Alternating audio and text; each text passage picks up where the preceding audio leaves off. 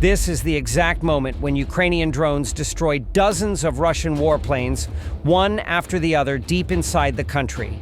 Over 40 Russian bombers, including nuclear-capable Tu-95 and Tu-92M, were wiped out at 5 different air bases on June 1st, accounting for 1/3 of Russia's fleet of air missile carriers. The attack, some 4,000 kilometers from Ukraine, was codenamed Operation Spiderweb and took around 18 months of meticulous planning.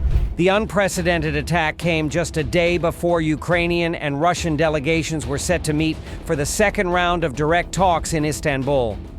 So, how did Ukraine plan Operation Spiderweb? Why did Russia fail to see the mega attack coming? What happens to the peace talks now? Let's find out in this episode of HT In Depth.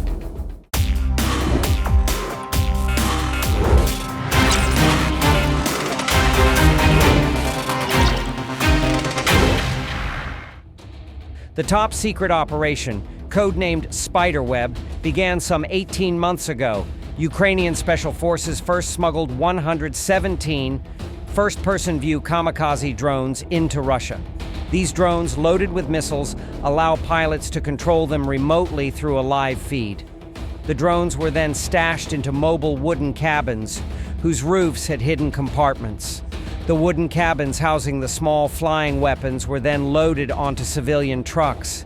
The hired local drivers were reportedly unaware of what they were carrying. The trucks were then placed within striking distance of 5 Russian air bases, stretching northern Russia to Siberia in the Far East. This is around 4,000 kilometers from the Ukraine border. Then, on June 1st afternoon, the wooden cabins were opened remotely, and the FPV drones went straight for the Russian bombers. 5 Russian air bases were targeted in the complex drone attack. Olenya, Ivanovo, Dyaghilevo, Balava, and Ukrainka air bases were said to have been hit. The FPV drones launched missiles at the Russian bombers parked in the different air bases. Footage showed the Russian warplanes being set on fire one after the other. As per reports, Ukraine took out 41 Russian bombers worth $7 billion. Ukraine said it successfully used all of the 117 smuggled FPV drones. Ukrainian President Volodymyr Zelensky claimed 34% of the strategic cruise missile carriers at the Russian bases were hit. Zelensky said all of the Ukrainian officers who were part of the operation inside Russia were evacuated to safe zones before the attack. Можна сказати впевнено, що це абсолютно унікальна операція. Найцікавіше, і вже зараз це можна говорити публічно, офіс нашої операції на території Росії знаходився безпосередньо поруч з управлінням ФСБ Росії в одній з їхніх областей. Загалом в операції було використано 117 дронів і відповідна кількість операторів дронів працювали. Вражено 34% стратегічних носіїв крилатих ракет на аеродромах базування. Діяли наші люди на території різних російських регіонів в 3 часових поясах. І наших людей напередодні операції з території Росії вивели. Зараз вони в безпеці. Ті, хто нам допомагав.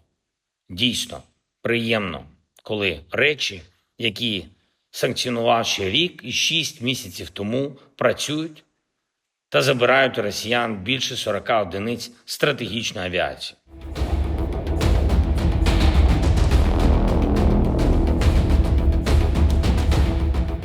The decimated Russian fleet included nuclear-capable Tu-95 and Tu-92M, as well as the surveillance of 50 mainstay plane. Mainstays are critical to coordinating Russian fighter jets and air defenses. As per Mail Online, Moscow has long stopped producing any of these aircraft, and this strike could severely impact Russia's war in Ukraine. Moreover, Russia has only around 120 Tu-95s and Tu-22s, which are vital to Russia's nightly raids on Ukraine. They had been moved to bases thousands of miles away from Ukraine. This was done to keep them out of reach of Western-donated Storm Shadows and ATACMS, which have a range of up to 185 miles.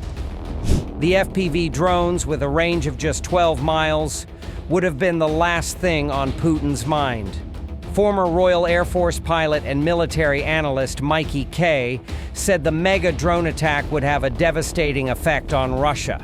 Kay said, and I quote, "The Russians would never have expected something like this. I mean, it's genius, if you think about just the devastating effect that it's had on the strategic assets of Putin."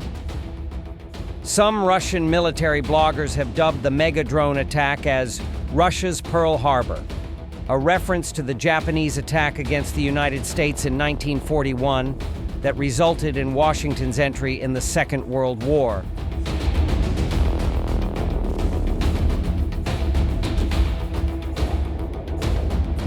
There are fears of a deadly retaliation by Russia, which has been humiliated by Ukraine's surprise attack.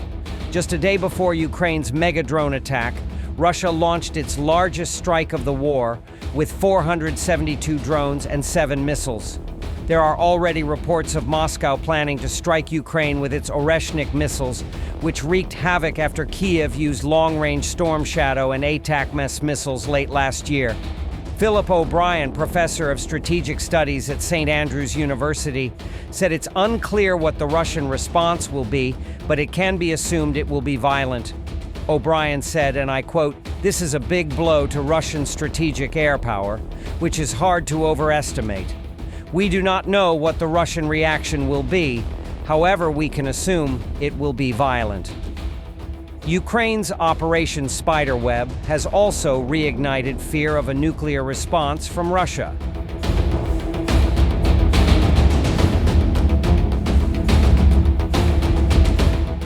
The mega-drone attack came just a day before Ukraine and Russia were set to meet for the second round of direct talks in Turkey's capital, Istanbul.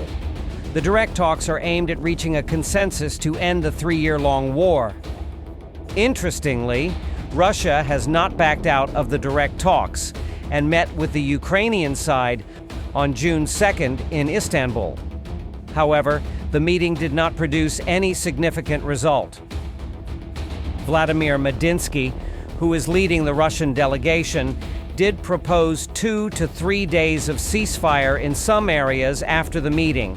The two sides last met in Istanbul on May 16th and agreed to exchange 1,000 prisoners each.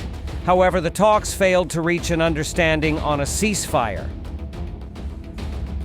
What now remains to be seen is whether Ukraine's Operation Spiderweb will force Russia into a ceasefire or drag the conflict further away from peace.